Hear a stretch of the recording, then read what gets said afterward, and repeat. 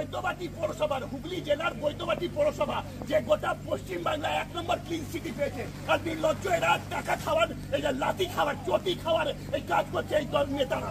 ওখানে dead body 2 ঘন্টা ধরে ভিজছে, কারণ উপরে অন্ধ্রে যে সাইক্লোন এসছে সেই সাইক্লোনের প্রভাবে এখানে একটা হঠাৎ বৃষ্টি শুরু হয়ে যাওয়ার জন্য আজকে এরকম একটা, যারা মরা পোড়াতে এসেছিলেন তারা অপ্রীতিকর অবস্থায় পড়েছিলেন, কিন্তু তার জন্য অঝোরে বৃষ্টিতে ভিজছে সব দেহ, তার মধ্যেই চলছে সৎকারের ব্যবস্থা।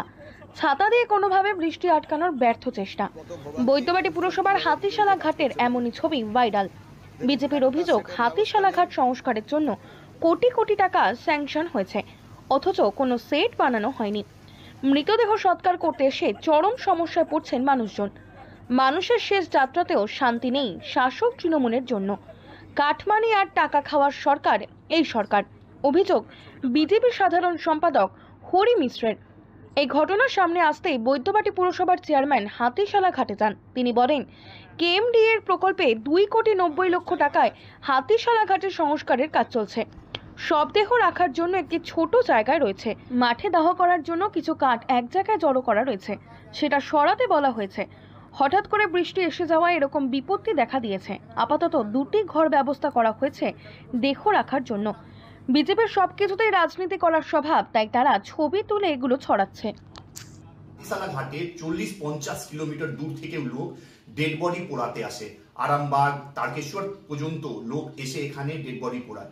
কিন্তু আজকে এমন ঘটনা ঘটলো যে যদি আপনি মানুষ হন আপনারা কেঁপে যাবেন। আজকে আমি দেখলাম ওখানে 5 থেকে 6 খানা ডেড বডি 2 ঘন্টা ধরে ভিজছে, কারণ উপরে কোনো শেড নেই। আর হাতিশালার ঘাটের নাম করে কোটি কোটি টাকা স্যাংশন হয়েছে, আমরা জানি এটা। তা সত্ত্বেও 5 খানা ডেড বডি 2 ঘন্টা ধরে ওখানে ভিজছে, আর সাধারণ মানুষরা কান্নাকাটি করছে। আমি দেখলাম যার মা মরে গেছে সে ছাতা নিয়ে নিজের মায়ের মুখটা ঢেকে আছে, যাতে বৃষ্টির জল তার মায়ের মুখে না যাক। আবার পাশে ডেড বডির সেম কন্ডিশন, লাস্টে একটা বড় ত্রিপল নিয়ে 2 খানা ডেড বডিকে ঢাকা হয়েছে। এই পশ্চিম বাংলা তৃণমূল কংগ্রেস সনাতনী হিন্দু বিরোধী সরকার যখন লোক মরে যায়, এটা তো শেষ যাত্রা। এরপরে তো কোনো মানুষ নিজের মা বাবা বা নিজের আত্মীয় স্বজনকে তো দেখতে পারবে না। আর এখানে শেষ যাত্রাকেও এরা এমন পর্যায়ে নিয়ে চলে গেছে যে আমরা পশ্চিম বাংলার সনাতনী হিন্দু নিজেকে ভেবে ঘেন্না ফিল করছি। ফেসবুক লাইভের নেতা, মানুষের নেতা না, উনি হচ্ছেন ফেসবুক মানুষের নেতা।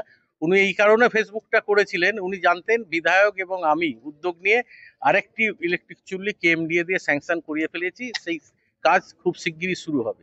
সেই সময় একটা ফেসবুক করেছিলেন, আজকেও একটা ফেসবুক করেছেন যে আমাদের এইটা স্যাংশন হয়ে যাওয়ার পর কেএমডি আমাদের থেকে সাইট চেয়েছিলেন। উনি ফেসবুকে বলেছেন নাকি পৌরসভা কোটি কোটি টাকা কাটমানি খাচ্ছে। এই কাজটা পৌরসভা করবে না, এই কাজটা করবে কেএমডিএ। কেএমডিএ স্যাংশন করার পর কেএমডিএ আমাদের চিঠি দেয় যে আমাদের সাইট দেওয়া হোক। সেই মতন আমরা হেভি মৌসুম চলছে, তার জন্য আমরা এই প্রোগ্রামটা রেখেছি। কালী পুজোর পর আমরা এইটাকে ভেঙে ওদের সাইট দেওয়ার জন্য এই জায়গাটা ভেঙে আমরা পরিষ্কার করেছি, এবং তার ডেড বডি এসে থাকার জন্য একটা সাবস্টিটিউট জায়গাটাও তৈরি করছি, যেখানে আমাদের অলরেডি সেট আছে। সেইখানে কাঠের যে পোড়ানো হয়, কাঠ রাখা হয় যে গোডাউনটা, সেই গোডাউনটা আমরা শিফটিং করাচ্ছি, যেখানে এসে বডিগুলো থাকবে।